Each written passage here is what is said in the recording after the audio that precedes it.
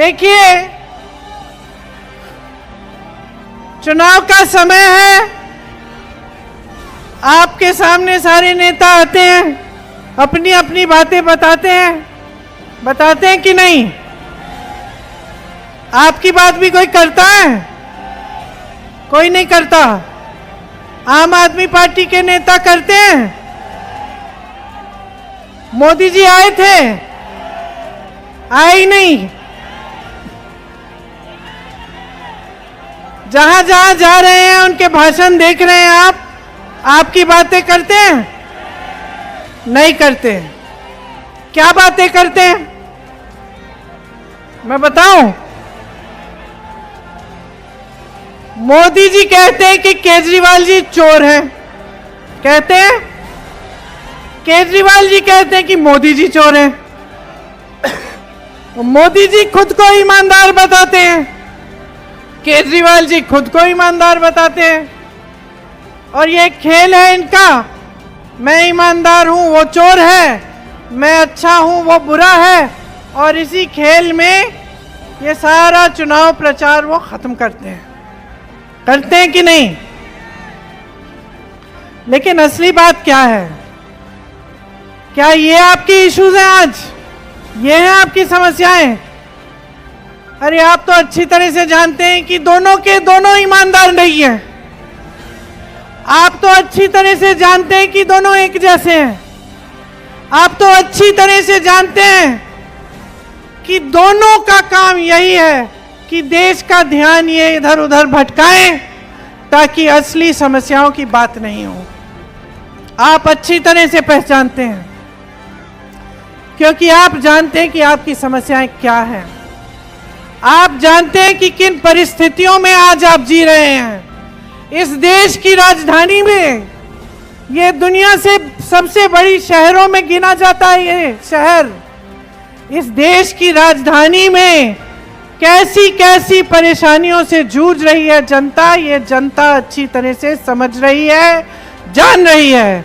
क्योंकि आप रोज सुबह उठकर काम पे जाते हैं। जिसका काम है वो काम पे रोजगार करने के लिए जाता है, जिसका नहीं है वो काम ढूंढने के लिए निकलता है। आप पूरे दिन मेहनत करते हो, कहीं किसी ठेकेदार ने दिहाड़ी पे लगा दिया, लग जाते हो। कम दिहाड़ी दे रहा है, कोई बात नहीं, कुछ तो कमा रहा हूं, कर लेते हो काम।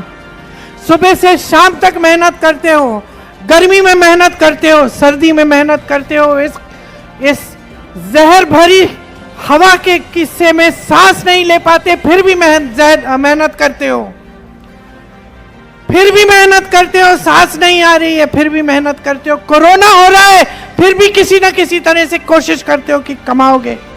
कुछ भी हो रहा है आसपास, लेकिन इस शहर में मेहनत नहीं रुकती है। इस शहर में कोई ना कोई कहीं ना कहीं मेहनत करके अपने परिवार को खिलाने की कोशिश कर रहा है। सबकी यही परिस्थितियां हैं, सबकी यही परिस्थितियां हैं कि बड़ी बड़ी समस्याएं हैं, बड़े बड़े संकट हैं और बेरोजगारी हर जगह फैली हुई है। आज आप सब अपने बच्चों को पढ़ाते लिखाते हैं। आज गरीब से गरीब परिवार की ये आशा होती है, ये उम्मीद होती है कि मेरा बच्चा, मेरी बच्ची पढ़ेगी लिखेगी, आगे जाकर नौकरी करेगी, मेरा देखभाल करेगी, मेरा देखभाल करेगा। गरीब से गरीब परिवार की ये उम्मीद रहती है, ये आशा होती है कि मेरे बच्चे को वो संघर्ष ना देखना पड़े जो मैंने देखा। हर माँ बाप यही चाहता है, मैंने संघर्ष किया, मुझ पे जो संकट थे वो मेरे बच्चे के सर पे ना आए, मेरे बच्चों को अपने कंधों पर वो बोझ ना उठाना पड़े जो मैंने अपने कंधों पर उठाया। तो आज के दिन में सब अपने बच्चों को पढ़ाना चाहते हैं, लिखाना चाहते हैं, सब चाहते हैं कि बच्चों की तरक्की हो। इसीलिए चाहे आपको लोन लेना पड़े, चाहे किसी भी तरह से जुगाड़ करके, मेहनत करके, मजदूरी करके आपको फीस देनी पड़े, आप दोगे, आप करोगे, आप मेहनत करोगे। आपकी कोई मदद नहीं हो रही है आज के दिन। सच्चाई ये है, सच्चाई ये है कि आप अपने बच्चों को पढ़ाने लिखाने के लिए सब कुछ कर रहे हो, फिर भी ये उम्मीद नहीं रख सकते कि उनको रोजगार मिलेगा। सच्चाई ये है कि कि मैं कल परसों कहीं पार्क में घूम रही थी और मैंने देखा कि एक महिला अच्छा सा सुंदर सा कोट पहने हुए, अच्छे से जूते पहने हुए माली का काम कर रही है। तो मैंने कहा तुम यहाँ क्या कर रही हो? कहा मैं माली का काम कर रही हूँ। मैंने कहा कैसे? बोला ठेके पे है। कितनी दिहाड़ी मिलती है? वही जो मिलती है। तो मैंने कहा पढ़ाई कितनी की है तुमने? दीदी मैंने एमएससी की है। एमएससी की है, माली का काम कर रही है पार्क में, वो भी दिहाड़ी पे, वो भी ठेकेदार के लिए। ये परिस्थितियां हैं आज ये परिस्थितियां हैं कि आपके बच्चे की जो फीस है वो आप भर नहीं पा रहे हो। आप सुबह उठती हो, अपने बच्चों को वर्दी पहनाती हो स्कूल के लिए, वर्दी पे जीएसटी है, महंगी है। मोजों पे जीएसटी है, जूतों पे जीएसटी है, पढ़ाई की किताबों पे जीएसटी है, पेंसिल पे, पेन पे जीएसटी है, दांत मंजन करते हो मंजन पे जीएसटी है, हर चीज पे टैक्स है। पेट्रोल डीजल महंगा है। आप सुबह उठते हो, ब्रेड मक्खन खिलाते हो बच्चे को, मक्खन पे जीएसटी है, ब्रेड पे जीएसटी है, चाय पे जीएसटी है, दूध पे जीएसटी है, हर चीज पे जीएसटी है, हर चीज पे टैक्स भर रहे हो, हर चीज महंगी हो रही है, गुजारा नहीं हो रहा है। कितना भी काम कर लो, कितनी भी मेहनत कर लो, 2-2 सदस्य, 3-3 सदस्य परिवार के जाकर मजदूरी करें फिर भी पूरा नहीं हो रहा है। और ये इस शहर में हो रहा है जहां देश भर से पलायन करके लोग आते हैं। किस लिए? रोजगार ढूंढने के लिए। एक जमाने में किस लिए आते थे? कि सरकारी नौकरी मिल जाएगी। लाइन लगी रहती थी नेताओं के घर के बाहर कि हमारे लिए सरकारी नौकरी हो जाए, हमारा जीवन बन जाएगा, हमें पेंशन मिलेगा, अच्छा हम रिटायर हो जाएंगे तो भी घबराहट नहीं होगी, सुरक्षित रहेंगे, कुछ कुछ आते रहेगा। सच्चाई ये है कि आजकल हमारे बच्चों की भी महत्वाकांक्षाएं बढ़ गई हैं। मेरी बहनें यहाँ बैठी हैं, आप भी काम करती हो, मजदूरी करती हो, जॉब करती हो, कहीं ना कहीं आप काम करती हो, घर आती हो फिर भी नहीं, आराम नहीं कर सकती। हमारे समाज में महिला सबसे ज्यादा बोझ उठाती है, महंगाई का बोझ सबसे ज्यादा महिला उठाती है, हर तरह से। सिर्फ इस तरह से नहीं कि वो जो दुकान जाती है और जो 5 चीजें खरीदनी है उसमें से 3 मिलती हैं, 2 छोड़ के आ जाती है। सिर्फ इस तरह नहीं कि बच्चों के लिए खाना बनाती है, परिवार के सदस्यों को खिलाती है और वो भूखी सो जाती है। सिर्फ इसलिए नहीं कि जब समाज में गुस्सा पैदा होता है, नाराजगी पैदा होती है, बेरोजगारी बढ़ती है, तो घर पे जो मुश्किलें हो उस पे बरसती हैं। सिर्फ इसलिए नहीं कि कुछ भी करके अपने बच्चों को बड़ा होते हुए देखती है, पढ़ाती है, लिखाती है, संघर्ष करती है, सेवा करती है, हमेशा अपने आप को आखिर में रखती है, फिर भी अपने बच्चों के लिए कुछ कर नहीं पा रही है। इसलिए समाज का बोझ सबसे जो गहरा बोझ है, सबसे जो भारी बोझ है, वो महिला ही लेती है। आज हमारी बच्चों की महत्वाकांक्षाएं बदल गई हैं। आज छोटे से छोटे बच्चे अपने माँ बाप से सबसे पहले फोन मांगेंगे, फिर बोलेंगे कि देखो हम सोशल मीडिया पे देख रहे हैं, सोशल मीडिया पे देख रहे हैं कि वो फलानी कमीज चाहिए हमको, वो पैंट चाहिए, वो जूते चाहिए 500 रुपए के, हमारे दोस्तों के पास है। और माता पिता सोच रहे हैं कि हमें किसी ना किसी तरह से इसको भी दे देना चाहिए। तो महत्वाकांक्षाएं बढ़ रही हैं। सोशल मीडिया पे सब कुछ दिख रहा है कि अमीर लोग किस तरह से ऐशो आराम में जी रहे हैं, कि इस देश में अडानी जी और अंबानी जी की शादियां किस तरह से हो रही हैं। जितना बड़ा ये है, जितनी बड़ी ये किताब है हमारी संविधान की, उतने बड़े बड़े गहने हैं इनके, मोटे मोटे, पूरा देश देख रहा है। ये जी रहे हैं आराम में, ये ऐश कर रहे हैं, इस देश की संपत्ति इन्हें दी जा रही है। मोदी जी सब कुछ अडानी जी को दे रहे हैं, सब कुछ अंबानी जी को दे रही हैं। देश की बिजली, देश के कोयले के खदान, देश के बंदरगाह, देश की जमीन, देश के हवाई अड्डे, देश का पेट्रोल, सब इनका। अरे किसका है ये? किसका है? ये आपके बच्चों का है, ये आपका है। किसी को हक नहीं है कि मुफ्त में किसी को दे दिया, पकड़ा दिया।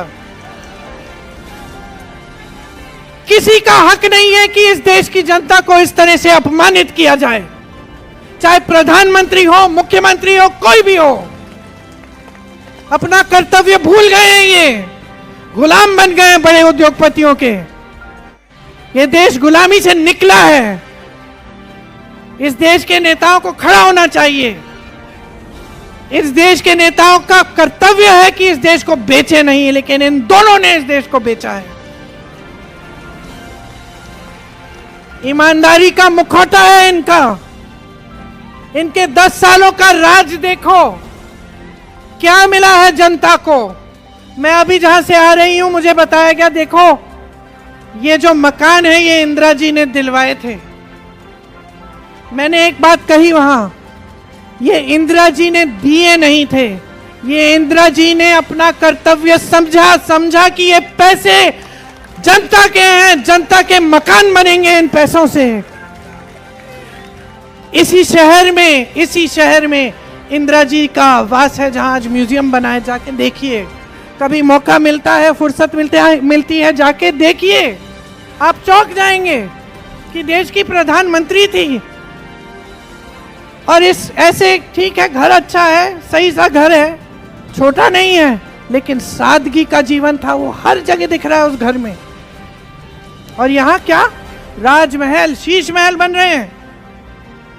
जब देश में कोविड था, लोग सड़कों पे मर रहे थे, इलाज नहीं हो रहा था, डॉक्टर थके हुए थे, कितने मरीज हैं, अस्पताल कम है, दवाई नहीं हो रही है, समझ में नहीं आ रहा है कैसी बीमारी है। पूरी दुनिया इसमें इस संकट में थी, हम भी संकट में थे, सब संकट में थे।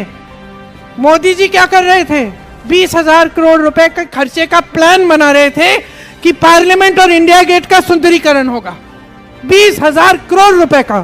किसके पैसे थे वो? मोदी जी के जेब से निकल रहे थे। मोदी जी के अपने पैसे थे क्या? आपके पैसे थे। समझ लो इस बात को, स्पष्ट होना चाहिए आपके दिमाग में। इस देश में एक परंपरा रही है कि नेता सादगी से जीते हैं।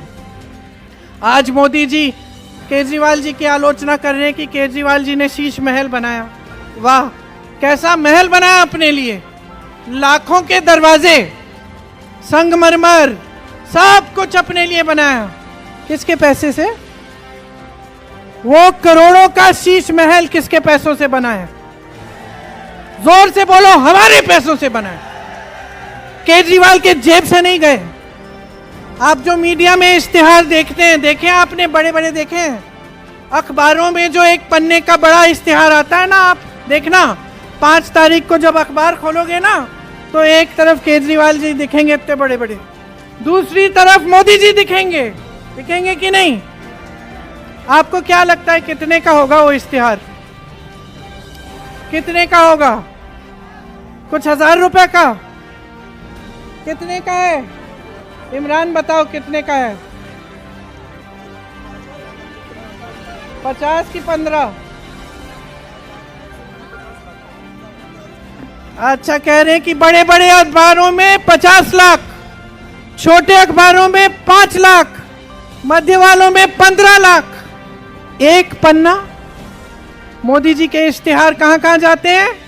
हर अखबार में, पूरे देश भर में, जहां चुनाव है भी नहीं वहां पे भी लगते हैं। हर 2-3 दिन आप देखते हो, बड़ी बड़ी होर्डिंग देखते हो, करोड़ों की होर्डिंग है। किसके पैसे हैं?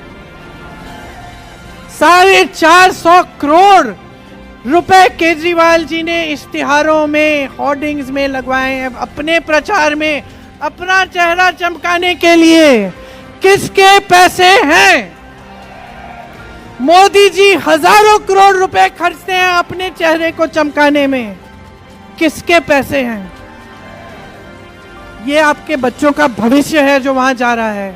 अडानी जी के हाथों में, अंबानी जी के हाथों में, केजरीवाल जी के हाथों में, मोदी जी के हाथों में। ये आपका पैसा है, आपकी संपत्ति है, आपका देश है, संभालो इसको। समझ जाओ कि आपका क्या कर्तव्य है, जाग जाओ। सच्चाई देखो इनकी। बेचे जा रहे हैं इस देश को और आप चुप रहेंगे? आप चुप रहेंगे, कुछ नहीं करेंगे? अपने आप को देशभक्त कहते हैं, इनकी नीतियों को देखो, बांटने की नीति है। इस देश की आजादी की लड़ाई किसी एक कौम ने नहीं लड़ी। इस देश की आजादी की लड़ाई सब धर्म के लोगों ने लड़ी, सब जाति के लोगों ने लड़ी। इस देश का संविधान, ये सुंदर अनोखा संविधान हमारा, ये आपने बनाया, आपके बुजुर्गों ने बनाया, ये हिंदुओं ने बनाया, मुसलमानों ने बनाया, सिखों ने बनाया, ईसाइयों ने बनाया, बौद्ध धर्म के लोगों ने बनाया, जैन धर्म के लोगों ने बनाया, हर जाति के लोगों ने बनाया। ये आपको सुरक्षित रखता है, इसमें आपके अधिकार हैं, इसमें समानता हर पन्ने पे लिखी है। इसमें वो अधिकार मिला है जिससे आप 5 तारीख को अपने नेता, अपनी पार्टी, अपनी सत्ता की सरकार चुनने जा रहे हैं। इसकी सुरक्षा करो, इसको समझो। इसकी सुरक्षा में ही आपकी सुरक्षा है। आज इस संविधान को कमजोर करने का काम हो रहा है। ऐसी नीतियां बन रही हैं इस देश में जो बड़े बड़े उद्योगपतियों के फायदे के लिए बन रही हैं। बिजली के बिल भर रहे हैं आप, मुनाफा कर रहे हैं अडानी जी। गरीबी में डूब रहे हैं आप, ऐश कर रहे हैं अंबानी जी। और मोदी जी और केजरीवाल जी इनके गुलाम बन गए हैं। इनकी नीतियों को देखिए, 10 सालों में इन्होंने बनाया क्या है। ये पंडित नेहरू जी को हमेशा उनकी आलोचना करते हैं, कहते हैं नेहरू जी की वजह से मोदी जी कहते हैं।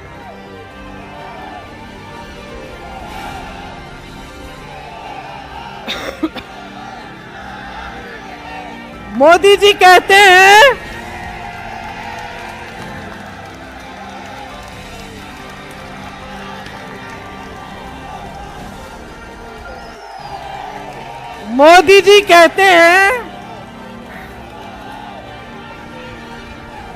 मोदी जी कहते हैं कि नेहरू जी की वजह से ऐसे बहुत काम है जो हो नहीं पाए, कि ये देश रुक गया नेहरू जी की वजह से। जो कर नहीं पाते फट से नेहरू जी का नाम निकाल के बहानेबाजी शुरू करते हैं कि नहीं।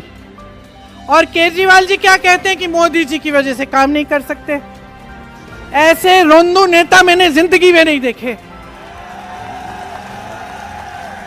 इतने बड़े कायर मैंने जिंदगी में नहीं देखे। मैं इंदिरा गांधी जी की पोती हूं। मैंने इंदिरा गांधी को पाकिस्तान के 2 टुकड़े करते हुए देखा है। और इनकी कायरता पे मुझे हंसी आती है कि छोटी सी जिम्मेदारी नहीं ले सकते, इतनी जिम्मेदारी नहीं ले सकते कि आपकी सड़कें बनाएं, इतनी जिम्मेदारी नहीं ले सकते कि आपके लिए अस्पताल बनाए। अरे नेहरू जी ने तो एम्स बनाया था, आज तक आप एम्स जाते हो इलाज के लिए।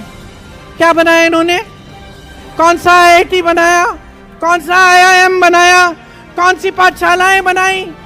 आज दिल्ली को देखिए, शीला दीक्षित जी ने क्या नहीं किया। यहाँ का सुंदरीकरण, और उस पर 20,000 रुपए नहीं खर्चे। सुंदरीकरण किया, ग्रीन एरिया बढ़ाए, सीएनजी की बसेस, ताकि आपका ये जो प्रदूषण है ये कम हो। आज आप सांस नहीं ले पा रहे हैं। सड़कें बनाई, बड़े बड़े मॉल के जो की नींव डाली, जो आज आपके हर जगह बड़े बड़े मॉल दिख रहे हैं। बिजनेस के कॉम्प्लेक्स बनाए, आपके नालों की सफाई कराई, पीने का पानी दिलवाया, कॉलोनियों का नियमितीकरण किया। ये सब काम करे उन्होंने। इन्होंने क्या किया? शीला जी को जलील किया, उनके बारे में उल्टा सुल्टा बोला और अपनी ईमानदार राजनीति का नाम लेकर उभरे और आगे आए केजरीवाल जी। और 10 सालों में आपके लिए कुछ नहीं कर पाए।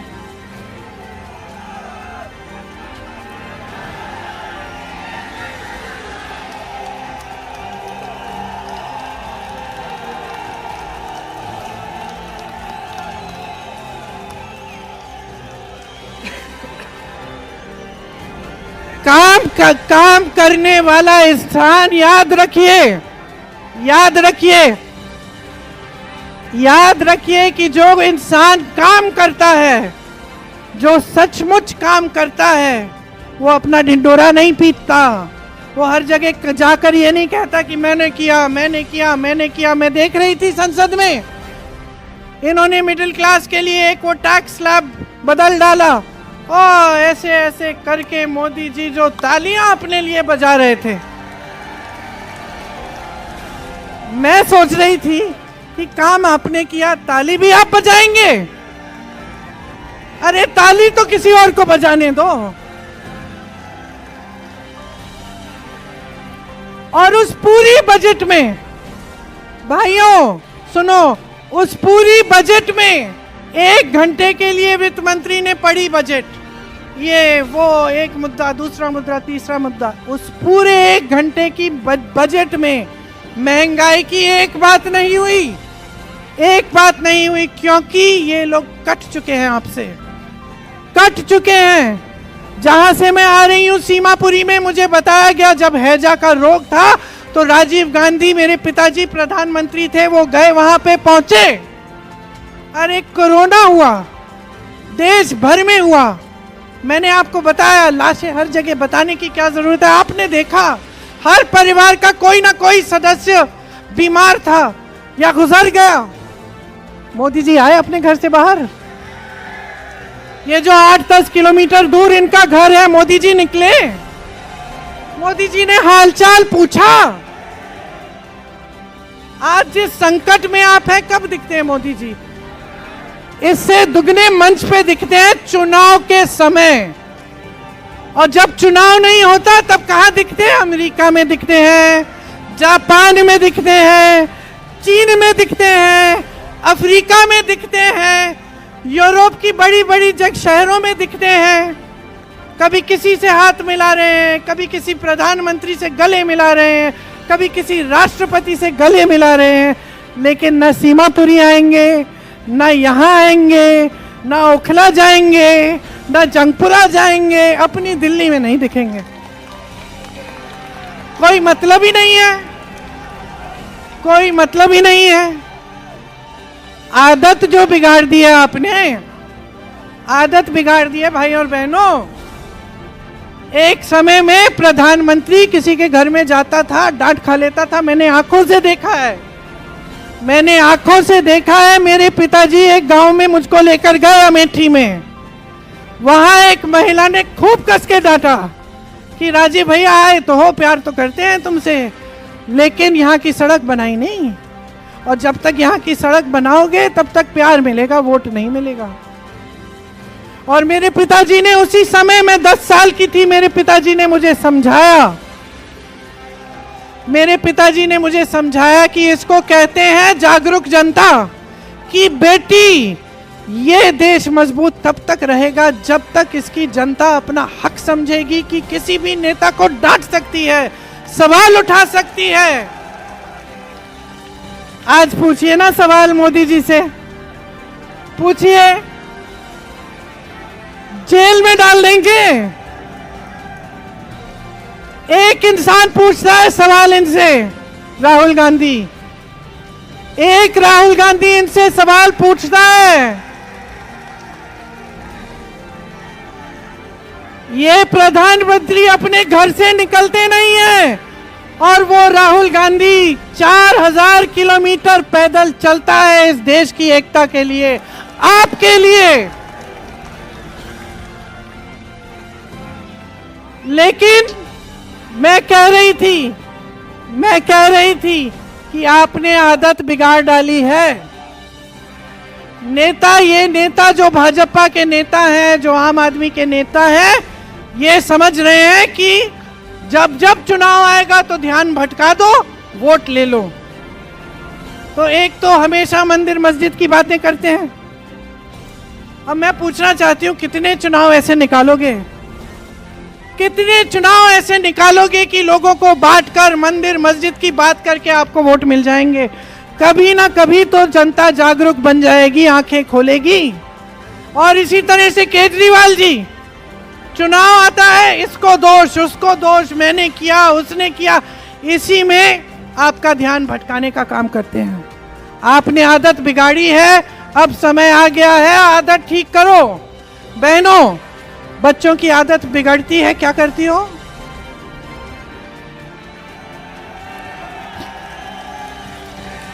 एक बार मारा मैंने थप्पड़, एक ही बार मैंने अपने बेटे को थप्पड़ मारा, लेकिन डांटा बहुत बार, डांटा हर बार जब उसकी आदत बिगड़ने की देखी मैंने, या अपनी बेटी की, तब डांटा, समझाया। तो अब नेताओं को भी समझाओ। बच्चे को टोक सकते हो, नेता को टोको, नेता को सिखाओ कि हमारी बात करो। चुनाव के समय हमारे सामने आओगे, मंच पे खड़े होगे, बताओ हमारी नालियां कैसे साफ कर रहे हो, बताओ हमारे पैसे कैसे खर्च रहे हो, बताओ हमारी सड़कें ठीक कब होंगी, ये जो ट्रैफिक है जिसमें हमें घुसना पड़ता है, बताओ हमें इसको ठीक कैसे करोगे, ये जो प्रदूषण है, ये जो हवा जिससे हमें हमारी सांस बंद हो रही है, इसको साफ कब करवाओगे। समझाओ इन नेताओं को, हम सबको सबक सिखाओ। इस मंच पे बैठे जितने भी नेता हैं, मैं भी, मुझे समझना चाहिए कि मेरा कर्तव्य क्या है आपके प्रति। मुझे अपनी जिम्मेदारी का एहसास होना चाहिए, जैसे एक मुखिया का एहसास होता है अपने परिवार की जिम्मेदारी लेने का।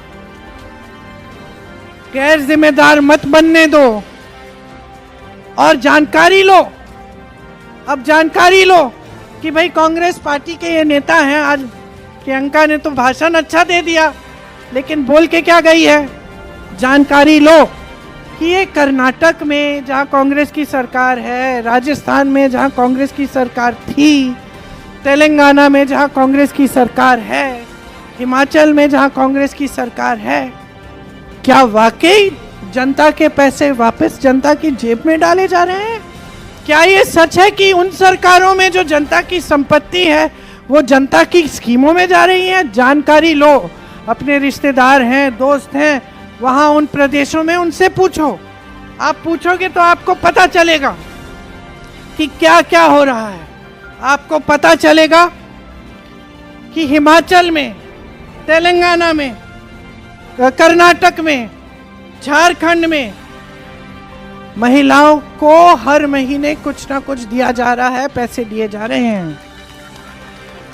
हिमाचल में 1500, कर्नाटक में 2000, झारखंड में 2500 रुपए हर महीने महिलाओं को दिए जा रहे हैं। क्यों? क्योंकि हम आपके संघर्ष को पहचान रहे हैं। आपको पता चलेगा, आप पता करेंगे तो आपको पता चलेगा कि राजस्थान में जब कांग्रेस की सरकार थी, मध्य प्रदेश में जब कांग्रेस की सरकार थी, छत्तीसगढ़ में जब कांग्रेस की सरकार थी, आज तेलंगाना में और कर्नाटक में कांग्रेस की सरकारें हैं, किसानों के कर्ज माफ हो रहे हैं। आप पता करेंगे तो आपको पता चलेगा कि कर्नाटक, तेलंगाना और झारखंड में 200 यूनिट बिजली फ्री आज के दिन मिल रही है। आप पता करेंगे तो आपको पता चलेगा कि राजस्थान में जब हमारी सरकार थी तो 25 लाख तक मुफ्त इलाज मिल रहा था। लोगों की हार्ट की सर्जरी, कैंसर का ट्रीटमेंट, आंखों की सर्जरी सब मुफ्त में मिल रही थी। आपको पता चलेगा कि आज के दिन तेलंगाना में 10 लाख तक मुफ्त इलाज मिल रहा है। हिमाचल प्रदेश में कैंसर के मरीजों को मुफ्त इलाज मिल रहा है। हिमाचल प्रदेश में बुजुर्गों का इलाज उनके घर में हो रहा है। ये सब आज के दिन जहां कांग्रेस की सरकारें वहां हो रहा है, यहाँ भी हो सकता है। यहाँ कांग्रेस आपको इस आधार पर गारंटी दे रही है कि करके अन्य प्रदेशों में दिखा रही है। राजस्थान में पहली बार गिग वर्कर का बिल आया, मतलब एक विधेयक आया जिससे जो ओला, उबर, जोमैटो डिलीवरी वाले जो लोग हैं, जो डिलीवरी में काम करते हैं, उसके लिए के इंतजाम किए गए। पहली बार राजस्थान जो लोग इस तरह का काम करते हैं उनके लिए 10 लाख का बीमा है। कर्नाटक में 4 लाख का बीमा है। गैस सिलेंडर तेलंगाना में 500 का मिल रहा है। हिमाचल, राजस्थान और छत्तीसगढ़ में जब हमारी सरकार थी तब पुराना पेंशन लागू हुआ। गरीबों को घर बनाने के लिए कर्नाटक में 3.5 लाख की मदद मिल रही है। हिमाचल में 7 लाख की मदद, तेलंगाना में 5 लाख की मदद। ये सब आपका पैसा है, कोई एहसान नहीं कर रहा है आप पे। गलत फहमी में मत रहिए, गलत फहमी में मत रहिए। ये कोई एहसान नहीं कर रहा है। कांग्रेस की सरकारें सिर्फ एक काम कर रही हैं, अपने कर्तव्य को समझ रही हैं, पहचान रही हैं कि जनता की संपत्ति जनता के हाथों में रहनी चाहिए। ये बात आप हमेशा याद रखिए, हमेशा के लिए याद रखिए। एहसान आप कर रहे हैं। ये देश एक लोकतंत्र है। जो नेता मंच पे खड़ा है, जिसका पद है, जिसके हाथों में सत्ता है, उस पर जनता ने एहसान किया है। जनता ने अपनी शक्ति दी है उसको, जनता ने सत्ता दी है उसको। वो जनता के प्रति जवाबदेह है, उसे जवाबदेह बनाओ। आप समझो कि अगर आज यमुना नदी साफ नहीं है, अगर यहां दिल्ली प्रदेश में कूड़े के 50 तल्ले ऊंचे पहाड़ हैं, अगर यहाँ की गलियां गंदगी से भरी हैं, यहाँ की सड़कों में गड्ढे हैं, यहाँ की नालियां बंद हैं, यहाँ की हवा में जहर है, तो ये इसलिए है क्योंकि जो सरकार यहाँ चल रही है प्रदेश में और केंद्र में, वो अपनी जिम्मेदारी नहीं समझ रही है। वो आपके प्रति अपनी जिम्मेदारी नहीं निभा रही है। वो आपके साथ विश्वासघात कर रही है। आप समझिए कि जो चुनाव है, जो 5 तारीख को आप वोट डालने जा रहे हैं, इसकी क्या अहमियत है आपके जीवन में। इसकी बहुत ही गहरी अहमियत है। किसी के झांसे में मत पड़ो। कांग्रेस पार्टी यहाँ के लिए ऐसी योजनाएं ला रही है जो हर प्रदेश में उन्होंने करके दिखाई हैं।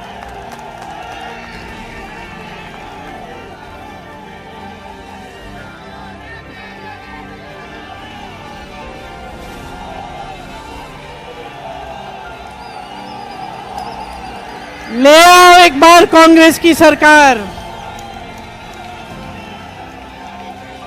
जिता दो इस बार कांग्रेस पार्टी को।